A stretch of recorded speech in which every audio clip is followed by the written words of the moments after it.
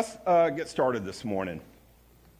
Today we're going to be in the Gospel of Luke, chapter 7, verses 11 through 17. Again, that's Luke chapter 7, verses 11 through 17. As you're flipping to that, Mother's Day is a day that's just filled with joy, filled with a lot of joy. It's a time where we celebrate, where we honor, where we give thanks for the incredible women who have shaped our lives. And on this very day, there are smiles, there are hugs, there's laughter, there's moments, just moments of deep appreciation. But at the same time, for many, this day carries a different kind of weight. It's not just joyful, it's emotional. It's emotional. Because let me tell you, while some are celebrating today, there are others who are grieving today. Some are remembering a mom who is no longer here. Some are walking through the pain of loss, through strained relationships, and they're going through some unanswered prayers. Some today are hurting in ways that no one else in the room, no one else here today may even realize the pain and the struggles that some people are going through. Days like this have a way of bringing both joy and sorrow up to the surface, all at the same time. And it's into that reality, y'all, that our main passage today speaks. In Luke chapter 7, we meet a mom. We meet a mother who's in one of the most darkest moments imaginable. She's not celebrating, she's walking in a funeral procession. This funeral procession isn't just for anyone. This particular one is for her only son. Friends, her future, her hope, her security, it's all gone. And to make matters worse, or maybe even heavier, she's already a widow. She's lost her husband. This is the kind of pain that just runs deep. It's deep. It's personal pain that's really and truly overwhelming to this woman. What's striking is this woman, she doesn't call out to Jesus here in the Gospel of Luke. She doesn't call out to Jesus. She doesn't go looking for him. I mean, she's probably heard about him, the great teacher, the great rabbi who, not only is a great teacher, but, he's done signs, he's done wonders, he's done miracles, as we call them today. She doesn't go looking for him. In fact, she doesn't even know that that Jesus is about to step into her story. But friends, he does. He does step into her story. And that's a reminder that we see today. Even when we don't see Jesus, y'all, he sees us. When we don't see Jesus Christ, he sees us. Even when we don't have the words to call out, let me tell you, Jesus Christ is not distant. He's not distant. He's not unaware. He isn't unmoved. This morning, we're going to look at what happens when Jesus meets our pain. When Jesus Christ meets our pain. Because the truth that we'll see in this passage in Luke 7, the big idea that we'll look at is this, that Jesus sees our pain and he responds with compassion. And that fits right into the heart of this entire sermon series. Every week we're going to be reminded of this powerful reality that when someone meets Jesus, they're never the same. They're never the same. When Jesus steps into the moment, when he enters a life, friends, let me tell you, things change. And today, and this morning, we're going to see just how deeply that change can reach, even in our pain. All right, let's get started with our main points. Our first main point today is titled, Jesus Notices Those Who Are Hurting. Jesus notices those who are hurting. For this point, we're going to focus on verses 11 through 13 from our main text, from our main passage. And let's go ahead and read that. Luke wrote this. Soon afterward, Jesus went to the town of called Nain, and his disciples and a large crowd went along with him. And he approached the town gate. As he approached the town gate, a dead person was being carried out, the only son of his mother, and she was a widow. And a large crowd from the town was with her. When the Lord saw her, his heart went out to her, and he said to the woman, "Don't cry. Don't cry." As soon as Jesus enters this particular town called Nain, he encounters a funeral. He encounters a funeral procession. This isn't something off in the distance that Jesus sees that's far away. It's right there as he comes into town. It's right there in front of him. A crowd is moving out of the city carrying the body of a young man, and at the center of it all was a mother, was a grieving mother. And her situation, folks, it was heartbreaking. It was heartbreaking. Like I said before, she's already experienced the loss of her husband, and now she's lost her only son. You know, folks, this isn't just grief layered on top of grief. This is overwhelming, crushing pain that this particular woman is going through.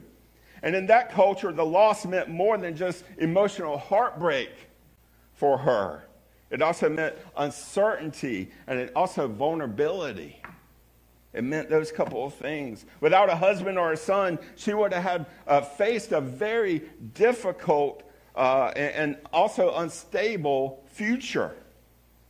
You know, there's a crowd there that day. People are gathered. They are walking there in that moment with her. They are observing this moment. And no doubt those folks saw what exactly was happening right there in front of them. Those folks, I mean, they saw a funeral. They saw your average funeral going on. But friends, Jesus saw more than that. Jesus saw the woman. He saw a person. He saw her pain. And Jesus, he saw her story. He noticed something that others might have just overlooked. In a moment where it would have been just easy to keep walking, in a moment where the crowd could have blurred this woman into the background, Jesus stops, and his attention right then and there, right there in that moment, is fixed on her, fixed on this particular woman. And here's the truth with this particular point that we need to hold on to. Friends, no pain is invisible to Jesus. No pain whatsoever is invisible to Jesus. There's nothing you're carrying today that you're struggling with today that, hey, he has not seen, that he doesn't see. There's no hurt. There's no grief. There's no silent struggle. Y'all, none of these things escape Jesus's notice. Even the things that no one else sees or knows about. Guess what? Jesus knows. Jesus knows what you're going through. So let me tell you the application for you and me, the application for us. You know, it's simple, but it's powerful. Even when you feel unseen, even when you feel forgotten, take comfort in the fact that, hey, someone sees you, and his name is Jesus. Jesus sees you, and hey, friend, he notices you. he notices you. All right, let's move to our second point this morning. Second point today is titled, Jesus is moved with compassion. Jesus is moved with compassion. For this point, we're going to look at verse 13 one more time. We just read it, but let's look at that verse one more time. Luke writes, when the Lord saw her, his heart went out to her, and he said, don't cry. That phrase right there, y'all, it's powerful. The phrase that I'm referring to is his heart, the Lord's heart went out to her. Of all the people there, Jesus' heart went out to her. Jesus doesn't just observe what's happening and keep his distance. He doesn't do that. He doesn't stand back as a bystander. Jesus there in that moment, he is deeply moved. He's caring for this woman who's lost her son. Hey, I want you all to think about present time. Here in 2026, here in our time, you know, it's like you're traveling down the road and you see a funeral procession coming the other way. You see all these cars, you see the hearse, you see lights on, you see the emergency flashers blinking, flashing, that sort of thing. You know, people in the other lane are slowing down. Some people pull over to the shoulder of the road.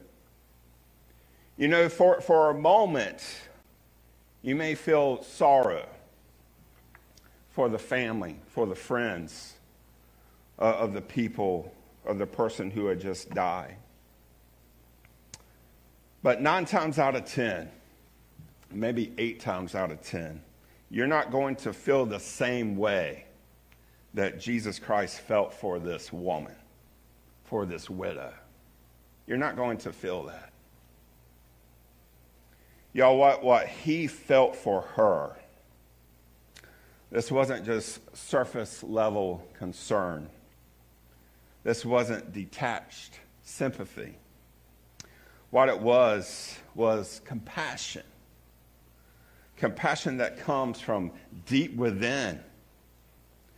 Jesus' response was personal. It wasn't abstract. It wasn't just a general response. It wasn't even vague.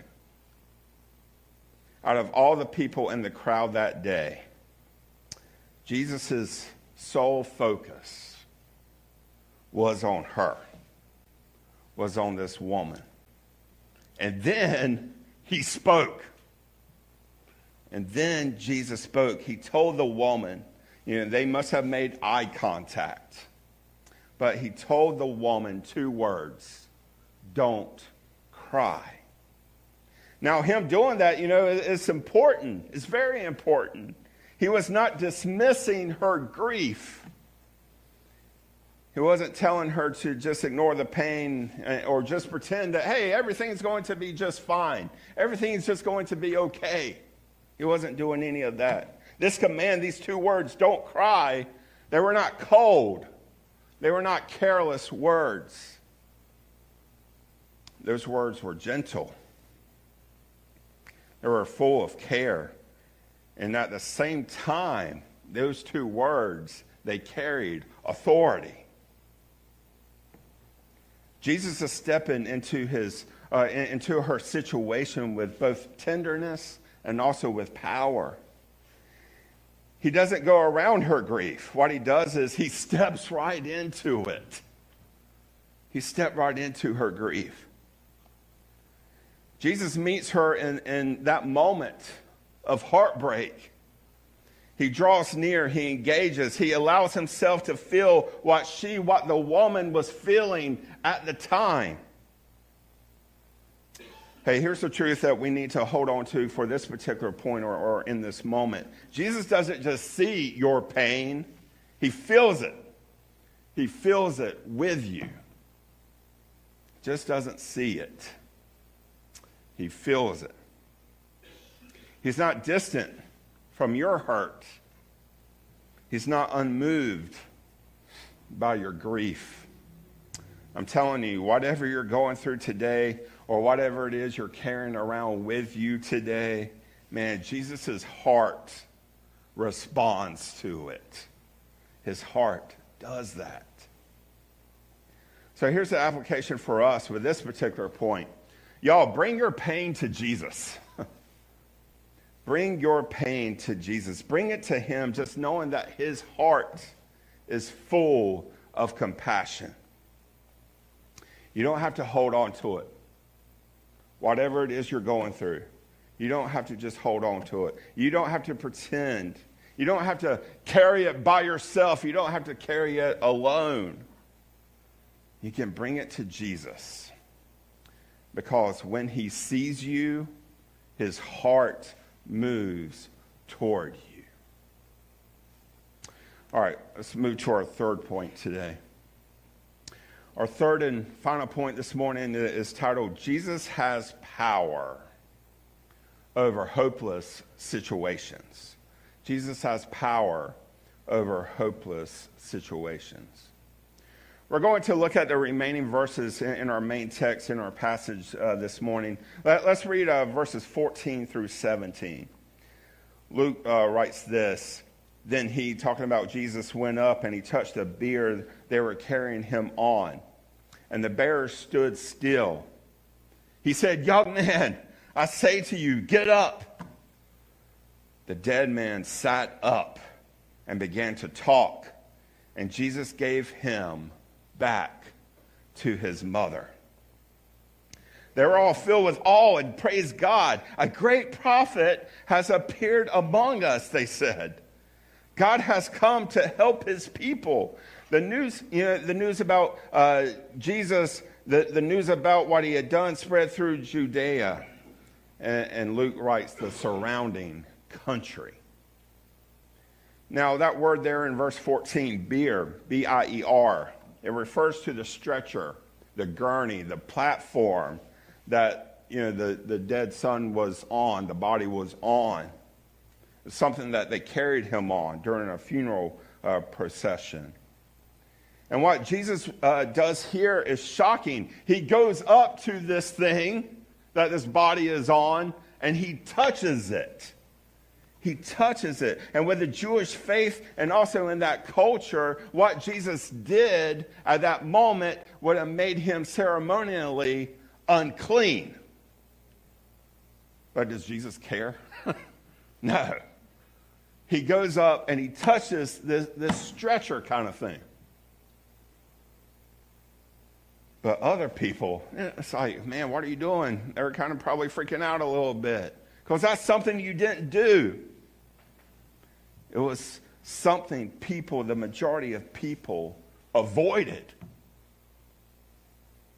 But Jesus, he wasn't concerned with avoiding the situation. What Jesus did is he stepped right into the situation. And when he spoke to this corpse. He spoke to this body. He said, young man, I say to you, I tell you, get up. Jesus didn't carry out a long prayer in this moment. He didn't do any kind of special ritual in this moment, in this very moment. The only thing that was present right then and there that day, seeing this boy on this gurney, on this stretcher, on this bier, like Luke recorded it as, the only thing present was him, Jesus, and his authority. And after Jesus said what he said, friends, immediately everything changed.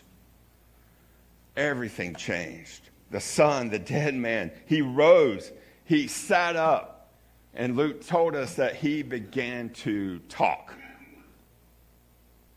There, life replaced death. What was final was no longer final.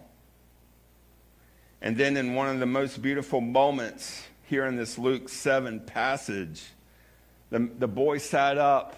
He began talking, but then Jesus gave the boy back to his mother. What a moment that must have been to see that. Can you imagine that moment? Y'all, what began as a scene of despair. I mean, think about it. It was a funeral procession that was filled with a lot of grief, a lot of tears. All that in that moment suddenly became a time of awe and a time of praise. The crowd that gathered there, man, they were overwhelmed with what they had seen, what they had just witnessed. They recognized that something only God could do had just happened right there in front of them. And here's the truth for us. You know, Jesus has authority even over the most hopeless situations. Jesus has authority. And yeah, that includes death. But friend, it doesn't stop there. It doesn't stop with just death. You know, there are situations people carry around every day that feel just as final. Think about it. A broken relationship that feels beyond repair. A heart weighed down by grief that just doesn't seem to lift. A diagnosis, a health diagnosis that changes everything.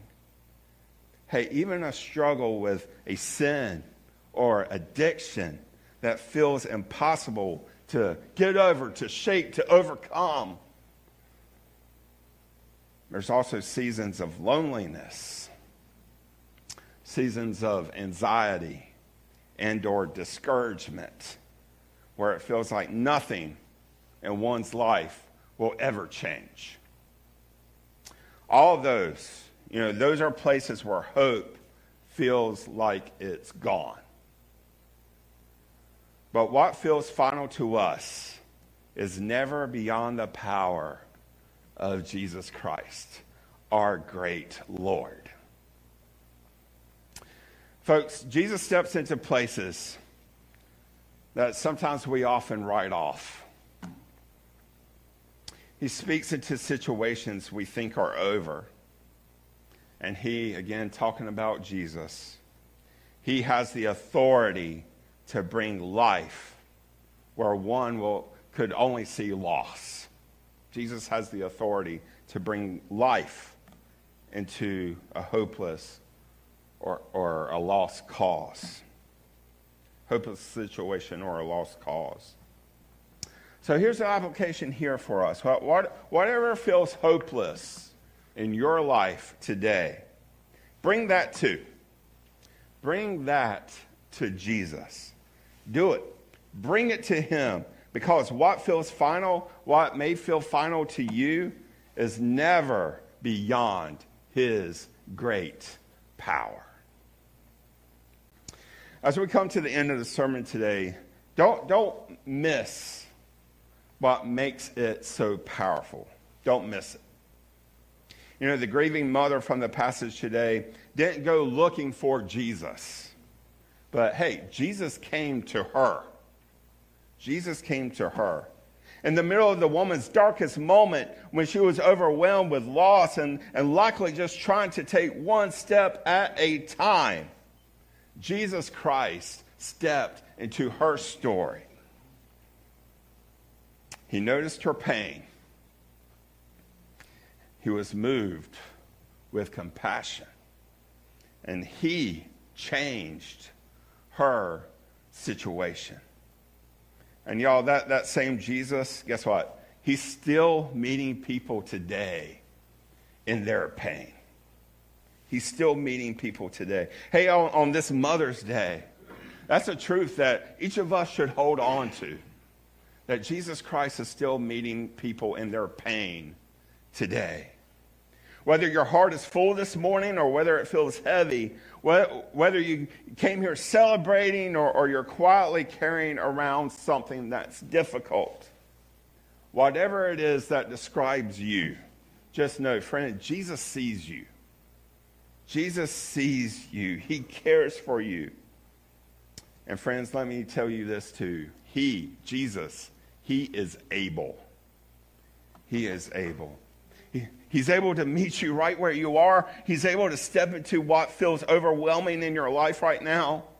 He's able to bring hope where it feels like there is none. So the invitation today is simple. Bring your pain to him. Don't hold back. Do what I just said. Bring your pain to him. Don't try to carry your pain all alone, all by yourself. Don't try to do that. Bring your pain to Jesus. And friend, trust in him. Trust Jesus with what feels hopeless. Pray with me. Jesus, today, I just personally we thank you for seeing us.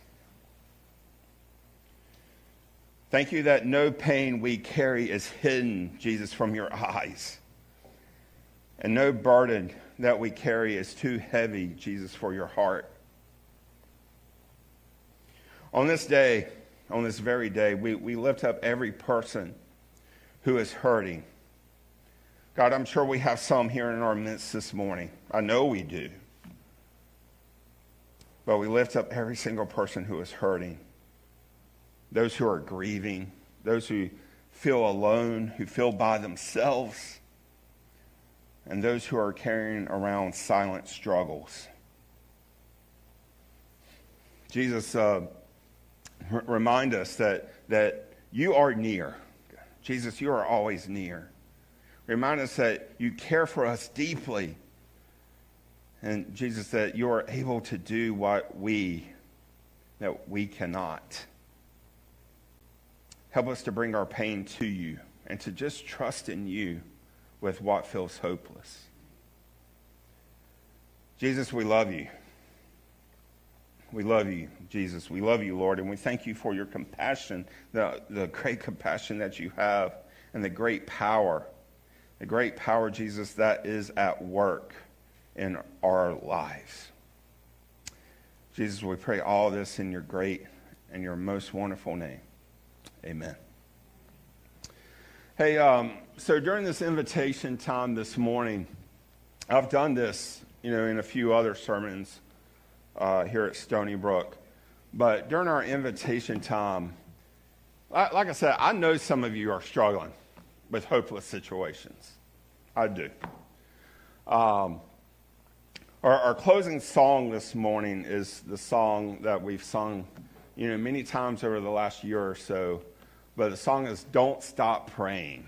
This guy, Christian artist Matthew West, did this song. But this morning, if you are going through the hurt, if you are grieving, if you are battling a hopeless situation, if you have that pain that's weighing heavy on you, your mind, your heart, your family, I invite you to come forward this morning. We'll just gather. I'll bounce around. I'll say a little prayer for you during this song. But if you're not coming down this morning, I want you to take notice.